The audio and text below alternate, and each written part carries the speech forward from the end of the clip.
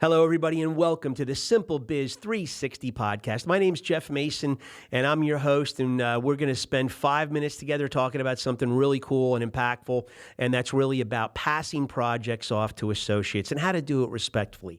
But first, we just a couple things just want to cover.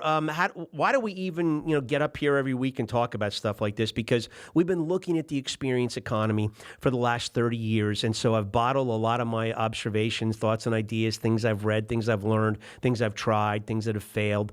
Put them in a book called SimpleBiz360, Timeless Business Tools. You can get an audio, ebook, and paperback on Amazon.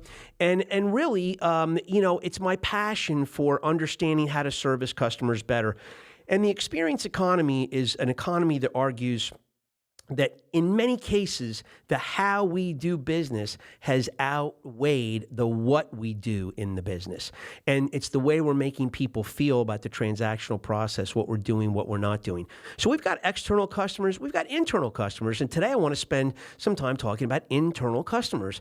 And so, let's say you're on a team and you've now been asked to pass a project off to a teammate. I was involved in one of these recently, and it was an absolute, I just have to say this, it was pathetic because I got so little information that I had to spend all this time backpedaling and trying to figure out what's happened over the last 4 years, fill in the blanks, send all kinds of emails, put all kinds of things together, and no one could help just sew this up in a nice, neat package up front and help me be more successful. I mean, are we getting our paychecks being written by the same employer, correct? So why wouldn't that employer want both of us to have the ability to be as productive as possible for that company? More importantly, if we're in a customer-facing element, why wouldn't that company writing the check want us to be that much more effective once we get in front of the customer and work with that customer? So this was a very frustrating process. And I just said, I've been watching this for so many years. People do this so inadequately. There's so few that do it really nicely. So I just wanted to highlight 3 suggestions. I say, hey, I'm going to leave you with, think about it. How do you pass a project off to an associate respectfully? Well, here's my 3 ideas towards that. Number 1, prepare the information in an orderly, understandable fashion. Put it together the best you can. Bundle it together, number 2. Bundle it together in a nice, neat package. Now, sometimes you can't do this in one email. So if it's 3 emails, hey, this is email 1 of 3, this is email 2 of 3, this is email 3 of 3. Why not, right? It's nice and understandable.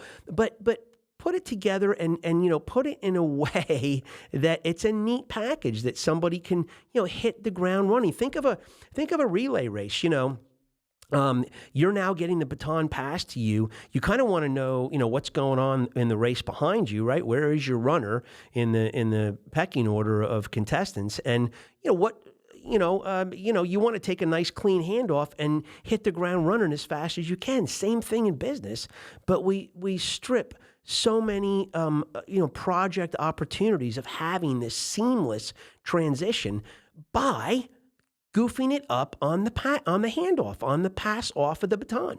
That's where we goof it up. So number 2 is that nice, neat package. This will really help the recipient. They won't have to backpedal and do all that crazy stuff. And number 3, just put yourself in their shoes. How would you want this handed off to you? Do you want it splintered and fractured and where you've got to hunt and peck and backpedal and do all that crazy stuff? No, you don't. You want it in a nice, neat way. Well, you know what? Have some respect for your associates. Give it to them that way. Have some respect for the person who writes your paycheck and the customers that you're trying to serve, and you'll appreciate it. So, where are we going to leave today? This cool rock and roll little ditty we're going to leave you with. We're going to leave you with a band called Renaissance. Now, as 2 gentlemen, Keith Relf and John McCarty, left the Yardbirds in '69 and went and created this kind of really different sounding, feeling band called Renaissance, and they've morphed into some different personalities in the band, but a very, very cool 8-minute tune, I think it is, Can You Understand by Renaissance from their 1973 Ashes Are Burning album. So, folks, enjoy it, and we will see you, like always, in 168 hours.